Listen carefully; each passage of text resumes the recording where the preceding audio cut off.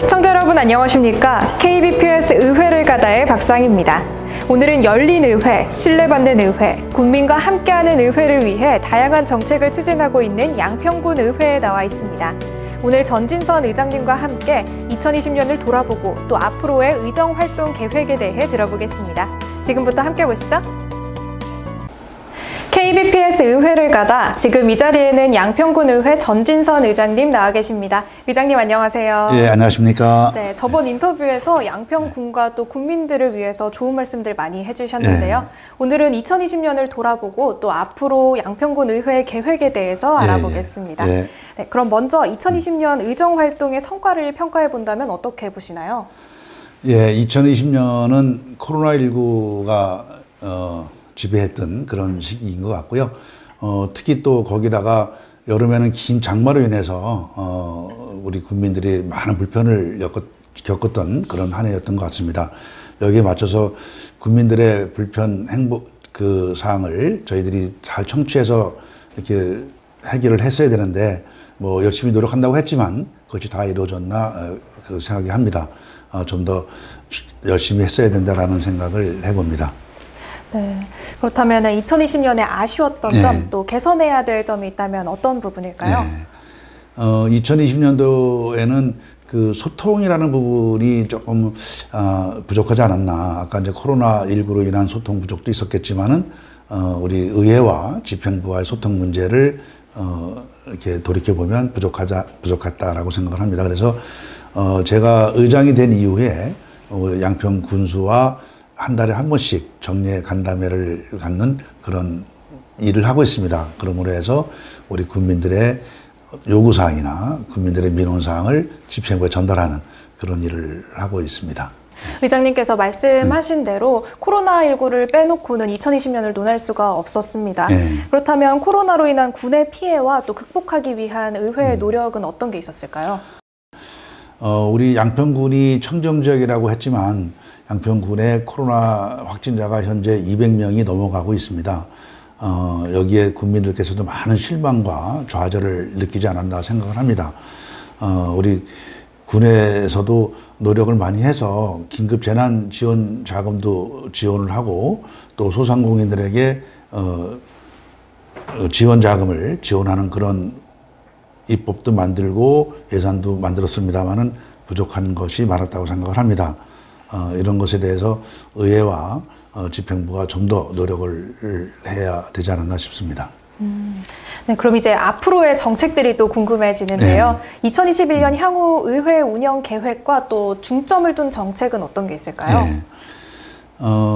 이제 2020년에 암울했던 그런 또 힘들었던 그 2021년을 이제 극복하시고 이 새해 2021년에는 이런 코로나가 없는 그런 모습으로 이제 국민들이 생활할 수 있도록 우리가 해야 할 것 같습니다.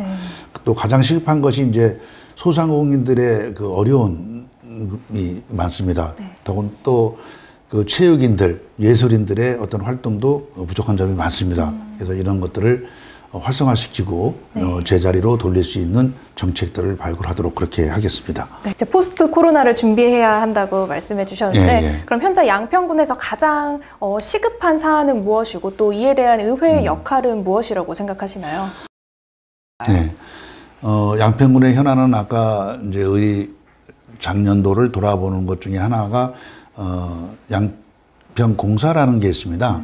양평공사를 우리가 작년에 이렇게 정상화 시켰어야 되는데 그러지 못하고 다시 해를 넘겼습니다. 그래서 새해에는 양평공사를 좀 더 활성화시키고 또 조직 개편을 하기 위한 절차가 마무리되기를 기대하고요.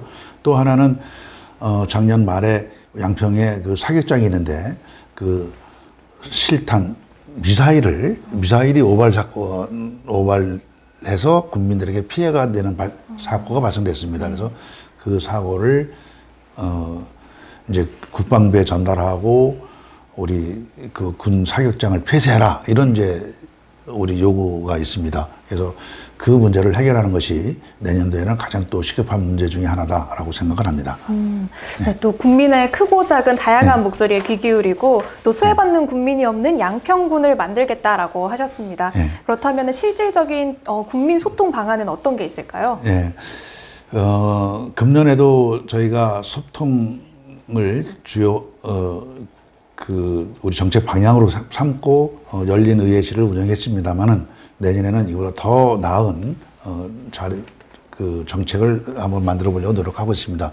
특히 이제 의회에 의정 자문단을 구성을 해서 전문가들로 하여금 의원들에게 우리 양평군의 정책을 이렇게 전달하는 그런 일을 하게 하고요.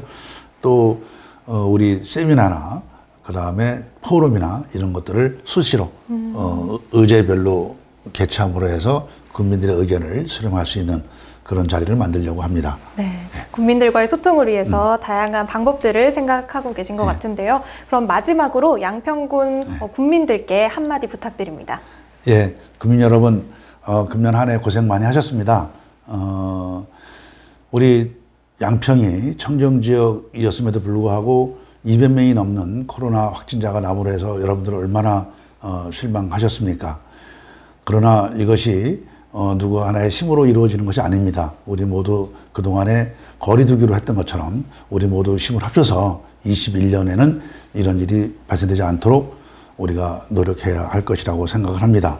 여러분들과 함께 코로나 종식, 그 다음에 여러분들의 의견을 집행부에 전달을 해서 집행부가 여러분들의 희망을 줄 수 있는 또 행복을 줄 수 있는 그런 일을 할 수 있도록 의회 역할에 충실하겠습니다. 고맙습니다. 의장님 말씀을 듣고 보니까 양평군 의회의 새로운 한 해가 또 굉장히 기대가 됩니다. 지금까지 인터뷰 감사합니다. 고맙습니다. 원활한 의정 활동을 위해 집행부와 소통하는 방법을 고민하고 또 이 국민들의 의견을 귀 기울여 듣는 양평군 의회의 앞으로가 더 기대됩니다. 시청해주셔서 고맙습니다.